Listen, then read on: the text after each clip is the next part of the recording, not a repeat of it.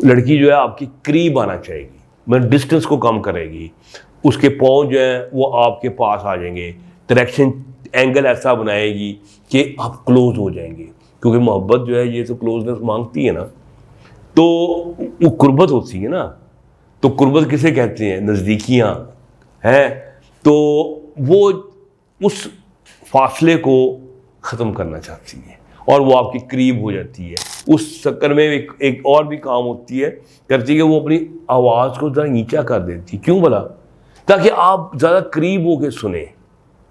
تو اس طریقے سے وہ آپ کو وہ اپنے وہ فاصلے جو نا کم کر رہی ہوتی ہے اور کہتی ہیں او بے وقوفا،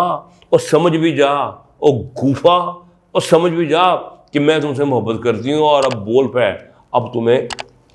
لپڑ شپڑ نہیں پڑے گا، پریشان نہ ہو۔ تو میرا خیال ہے کہ آج میں نے آپ کو بہت اچھی طرح سمجھا دیا ہے کہ لڑکی کس طرح